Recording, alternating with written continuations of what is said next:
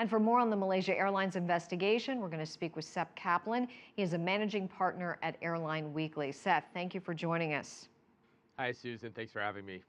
So all signs point that it's still very difficult getting to this crash site, that the investigators have limited access. Some bodies have been removed, but from our reports there on the ground, it sounds like some of the bodies have been moved to Donetsk. The black boxes are in Donetsk.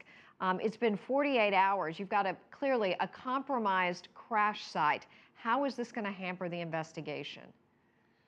No question. That's all very unhelpful. On the other hand, Susan, if we compare this, for example, to what happened several months ago, MH Flight 370, in that case, we still don't know where the debris field is. So there are some helpful things in this case, just the fact that we have a debris field, the fact that it's on land, very useful for investigators. So you start from a much better point than you do in a situation like what we had back in February, or back in March rather. But absolutely, like any crime scene, you want to preserve that scene, and what's happening here is certainly not going to make that any more possible to find out exactly what happened. I see.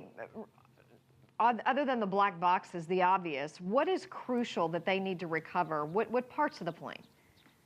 Yeah, well, and even, Susan, the black boxes, we have this tendency to think that they are this be-all and end-all in terms of finding out what happened. There's the very real possibility that they actually would not be all that helpful. That they stopped recording right when the impact happened, and if in fact the pilots had no idea what was about to happen before it did, there's every possibility that we'll recover those and not find out very much from those. Aside from that, certainly, being able to look at the debris, at various pieces of the debris, to figure out, well, first of all, to ascertain what kind of missile could have hit it. The U.S., of course, says it knows, but those sorts of things, the condition of the debris, if it's charred or not, appears mostly not to be. Those are the kinds of things that they would look for. But again, in this case, it's really these are as much national security questions as they are really an airplane investigation, because we know so much going in. Let me ask you one other question quickly. We know that the flight path was approved for this airline.